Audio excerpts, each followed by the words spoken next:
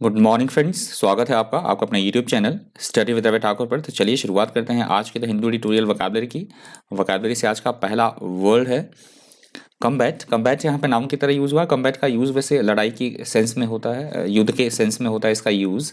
Editorial में इसका use हुआ है किसी चीज़ के किसी प्रॉब्लम के साथ जूझना, लड़ना, विरोध करना किसी चीज़ का, उसे बोला गया कम्बैट। यहाँ ओमिक्रॉन वायरस की बात हो रही है, मतलब कोविड के बारे में बातें हो रही हैं एडिटोरियल में। इंपॉर्टेंट एडिटोरियल है, पढ़ लीजिएगा। Combat is fighting that take place in a war. तो यहाँ मैंने वॉर का एग्जांपल दिया, बट मैंने समझा दिया आपको। एडिटोरियल में बात हुई है कोविड के नए वेरिएंट के बारे में, कोविड के बारे में बात हुई है। सिनोनिम्स आप देख सकते हैं, फाइट, काउंटर, बैटल और टैकल। एंटोनिम से पीस, सरेंडर, एग्री और कंप्रोमाइज। एग्जाम्पल देख लीजिए, over 16 million people had died in combat, कि कम से कम 16 मिलियन जो लोग हैं वो वार में किसी तरह के युद्ध में मारे गए। अगला हमारा शब्द है क्लेमर्स। यहाँ पे नाम की तरह यूज हुआ है। क्लेमर का मतलब होता है किसी भी चीज़ की जोरदार तरीके से मांग उठाना, किसी तरह का शोर करना, कोलाहल करना, उसे बोला जाएगा clamour. If people are clamouring for something they are demanding it in a noisy or angry way. Synonyms देख लीजिए, hue and cry, uproar, din और आउट क्राई। एंटोनिम्स है पीस, कामनेस, साइलेंस और क्वाइट। एग्जाम्पल देख लीजिए, the public are clamouring for an answer to all these questions. तो किसी तरह के क्वेश्चंस की बात की गई है, जो जनता थी वो इन सभी जो प्रश्न थे इनके उत्तर देने की बात, वो जोरदार मांग वो उठा रही थी। अगला हमारा शब्द है साइमल्टेनियस। साइमल्टेनियस यहाँ पे एडजेक्टिव की तरह यूज हुआ है। साइमल्टेनियस का मतलब होता है किसी भी काम का, कोई भी दो काम है तो उनका एक साथ होना, कोई भी दो गतिविधियां हैं, दो प्रक्रियाएं हैं तो उनका एक साथ साथ होना, उसे बोला जाएगा simultaneous. Things which are simultaneous happen or exist at the same time. Synonyms देख लीजिए, कनकरेंट, कोइंसिडेंट, सिंक्रोनस, कंटेम्प्ररी और कोएग्जिस्टिंग। एंटोनिम्स है असynchronous, इंडिपेंडेंट, कंसेक्यूटिव, डिफरेंट, डिवाइडेड और अपना फॉलोइंग। एग्जाम्पल देख लीजिए, the stimulus release of the book and the CD. तो किताब और सीडी की एकदम रिलीज, एक साथ साथ रिलीज होने की बात कही गई कि दोनों को साथ साथ रिलीज किया गया। अगला हमारा शब्द है इम्प्रॉम्प्टू। यहाँ पे एडजेक्टिव की तरह यूज हुआ है। इम्प्रॉम्प्टू का मतलब होता है ऐसा कोई काम जो कि हम बिना किसी तैयारी से करें, हम प्रिपेयर्ड ना हो और एकदम से कोई काम हमें कोई करने के लिए कोई काम बोले या बोलने के लिए बोले, भाषण देने के लिए बोले, बिना किसी तैयारी के कोई भी बिना सोचे समझे कोई काम करना, that is called impromptu. An impromptu action is one that you without planning or organizing it in advance. Synonyms है offhand, spontaneous, unprepared, extempore, improvised और extempore। एक्सटेम्परी दो बार यहाँ पे रिपीट हो गया, माफ कीजिएगा। एंटोनिम से इसका इंटेंडेड, प्लान्ड, डेलिबरेट, प्रिपेयर्ड और इंटेंशनल। एग्जाम्पल आप देख सकते हैं, this afternoon the PM held an impromptu press conference, कि इस आफ्टरनून में जो है प्रधानमंत्री ने एक आकस्मिक जो है कॉन्फ्रेंस बुलाई, जिसकी किसी भी आशा, कोई भी पहले कोई नोटिफिकेशन नहीं दिया गया था, कुछ नहीं बोला गया था उस कॉन्फ्रेंस के बारे में, तो उन्होंने वो ऑर्गेनाइज की। अगला हमारा शब्द है कॉन्सिक्वेंसेज। यहाँ पे नाउन की तरह यूज हुआ है। कॉन्सिक्वेंसेज का मतलब होता है किसी भी काम का कोई परिणाम आना, नतीजा, उसे बोला जाएगा कॉन्सिक्वेंसेज। समथिंग दैट हैपन और follows a result of something else. Synonyms आप देख सकते हैं, इम्पैक्ट, इफेक्ट, रिजल्ट और आउटकम्स। एंटोनिम्स है एंटीसीडेंट्स, बिगिनिंग, ओरिजिन और रीजन।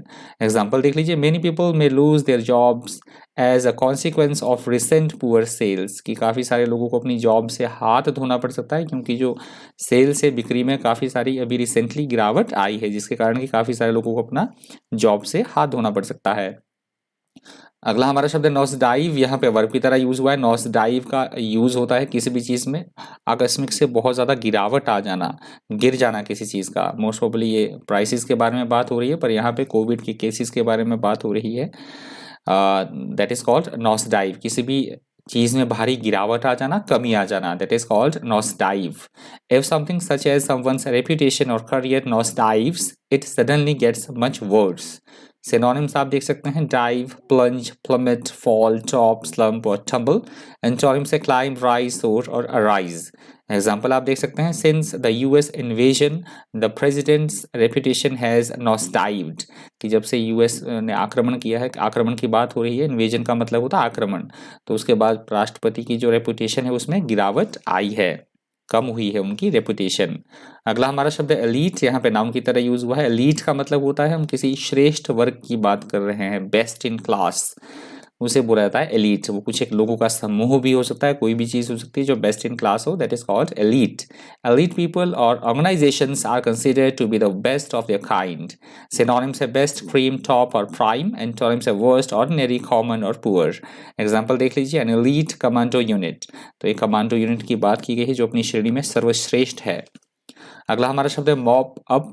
मॉप अप यहाँ पे फ्रेजल वर्ब की तरह यूज हुआ है। मॉप अप का यूज होता है किसी भी चीज से निपटना, उलझना किसी चीज के साथ, मतलब उसको सॉल्व करना, निपटना, सफाया करना किसी का, सुलझाना किसी चीज को, that is called mop up. If you mop up something that you think is undesirable और डेंजरस, यू रिमूव इट और deal with it so that it is no longer a problem. Synonyms है whip, worst, finish or rack up. Antonyms है being, commence, create or dirty.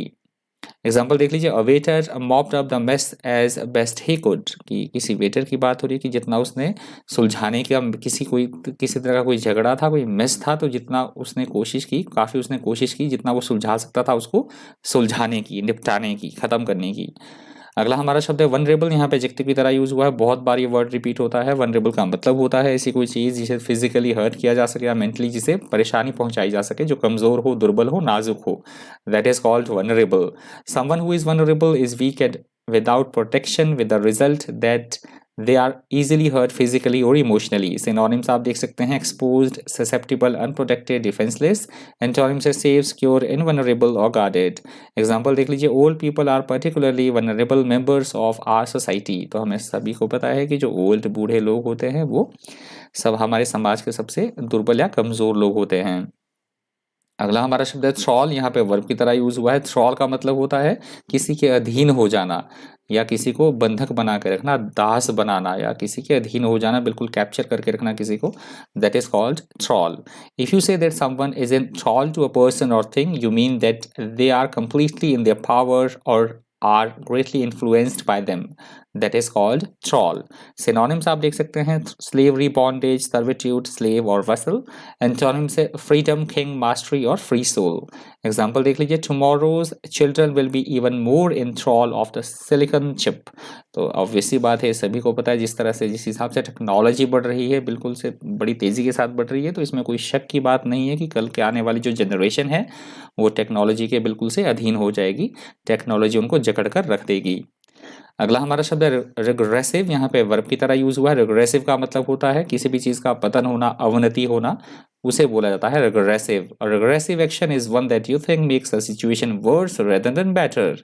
Synonyms है backward, retrograde, fall back, reverse. Antonyms है progress, forward, progressive और improve. Example आप देख सकते हैं, this is as far as we are concerned a real regressive step for human rights. तो किसी तरह के कोई कदम की बात की जा रही है कि ये कोई काम जो किया जा रहा है, किसी तरह का कोई कदम उठाया जा रहा है, ये हम समझते हैं कि ये ह्यूमन राइट्स की एकदम, ह्यूमन राइट्स को मतलब पीछे की तरफ वो धकेल देगा, मतलब उसकी अवनति होगी, पतन होगा, पतन की तरफ ये ले जाएगा ह्यूमन राइट्स को। अगला हमारा शब्द है कन्वर्जन। कन्वर्जन यहाँ पे नाउन की तरह यूज हुआ है। कन्वर्जन का मतलब होता है एक धर्म से दूसरे धर्म का किन्हीं भी लोगों के द्वारा धर्म परिवर्तन करना। कोई व्यक्ति अपना धर्म परिवर्तन करता है, एक धर्म से दूसरे धर्म में चेंज मतलब शिफ्ट होता है, अपना धर्म परिवर्तन करता है, उसे बोला जाता है conversion. If someone changes their religion or beliefs, you can refer to their conversion to their new religion or beliefs. Synonyms देख लीजिए आप, transformation, change, alteration, change over, modification और ट्रांसम्यूटेशन। एंटोनिम्स देख सकते हैं आप, एनलार्जमेंट, स्टे, डिटेरियोरेशन, आइडलनेस और language. Example देख लीजिए, हिज कन्वर्जन टू क्रिश्चियनिटी। किसी व्यक्ति की बात हो रही है कि उसने अपना धर्म परिवर्तन, रूपांतरण कर लिया है किसमें, क्रिश्चियनिटी में, मतलब क्रिश्चियन बन गया है, ईसाई बन गया है, उसने धर्म अपना परिवर्तन कर दिया है। अगला हमारा शब्द है एटिसिपेशन। एटिसिपेशन यहाँ पे नाउन की तरह यूज हुआ है। एटिसिपेशन का मतलब होता है ऐसी कोई चीज़ जो कि हमें लगता हो जल्दी से ही घटित होने वाली हो, पहले से ही हमें उसका पूर्वानुमान हो, उसे बोला जाता है anticipation. If something is done in anticipation of an event, it is done because people believe that event is going to happen. Synonyms आप देख सकते हैं, expectation, prevision, expectancy, hope और prediction. Antonyms है surprise, doubt, fear और anxiety. Example देख सकते हैं आप, troops in the Philippines have been put on full alert in anticipation of trouble during a planned general strike. तो फिलीपींस में किसी तरह की कोई पहले से ही नियोजित कोई स्ट्राइक होनी है, तो सभी सेनाओं को, ट्रूप्स को जो है पहले से ही वो अलर्ट पे रख दिया गया था। अगला हमारा शब्द है इंड्यूसमेंट, यहाँ पे नाउन की तरह यूज हुआ है। इंड्यूसमेंट का मतलब होता है किसी को किसी तरह का प्रलोभन देना, लालच देना, उकसाना किसी चीज को करने के लिए किसी को, उसे बोला जाता है inducement. Something that is offered to somebody to make him or her to something, to do something, that is called inducement. Synonyms आप देख सकते हैं इंसेंटिव, स्टिमुलस, एनकरेजमेंट, मोटिवेशन और lure. Antonyms disincentive, discouragement, hindrance और कर्ब।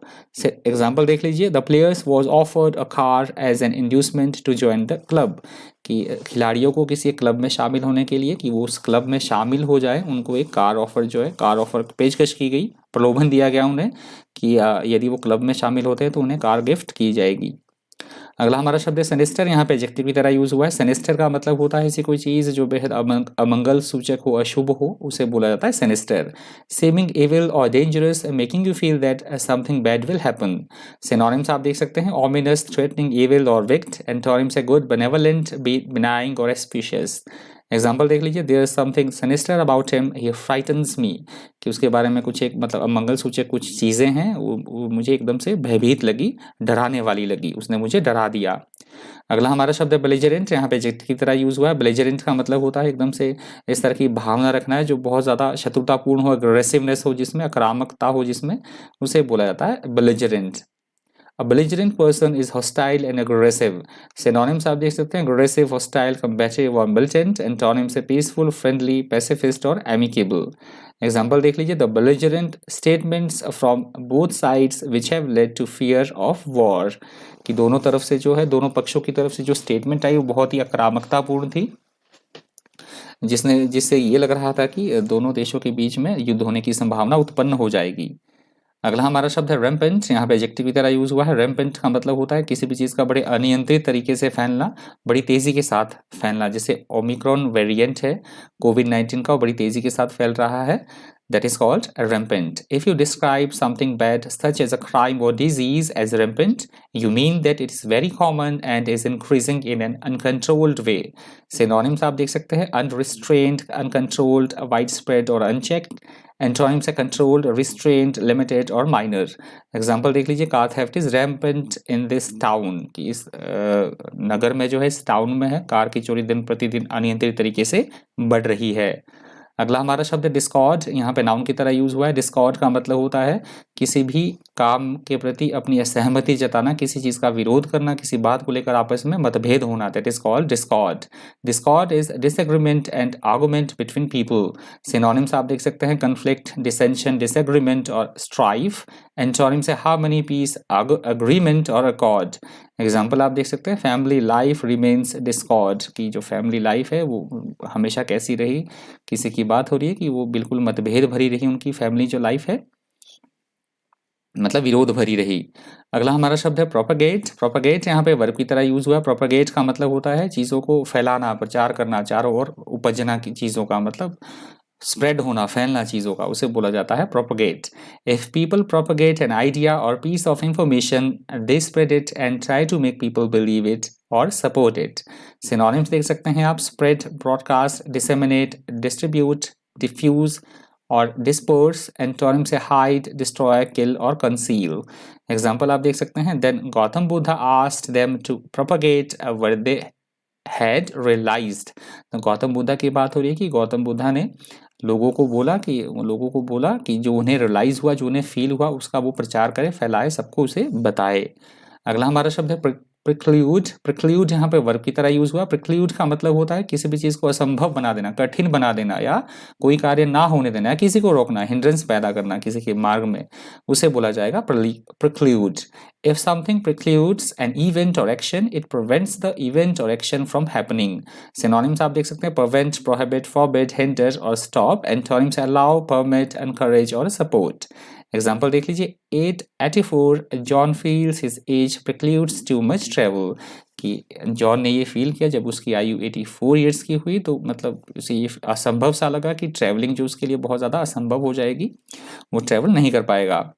अगला हमारा शब्द है जोपाडी, यहाँ पे नाउन की तरह यूज हुआ है। जोपाडी का मतलब होता है किसी काम में किसी तरह का कोई खतरा होना, जोखिम होना, संकट होना, उसे बोला जाता है jeopardy. If someone or something is in jeopardy, they are in a dangerous situation where they might fail, be lost or be destroyed. Synonyms है hazard, risk, peril, danger or endangerment, antonyms है safety, protection, security और immunity. Example आप देख सकते हैं, a series of setbacks have put the whole project in jeopardy, कि जिस तरह से इस तरह से setbacks की जो एक सीरीज थी उसने पूरे प्रोजेक्ट को जो है एकदम से खतरे में डाल दिया, जोखिम में डाल दिया. तो ये jeopardy वर्ड आज की द हिंदू ट्यूटोरियल वोकैबुलरी का अंतिम शब्द था. प्लीज़ वीडियो को लाइक कर दीजिएगा, हो सके तो ज़्यादा से ज़्यादा शेयर भी कर दीजिएगा. आज के वोकैबुलरी में इतना ही. इसी तरह के इन्फॉर्मेटिव वीडियोस के लिए बन रही है चैनल पर. Thank you. Thanks for watching.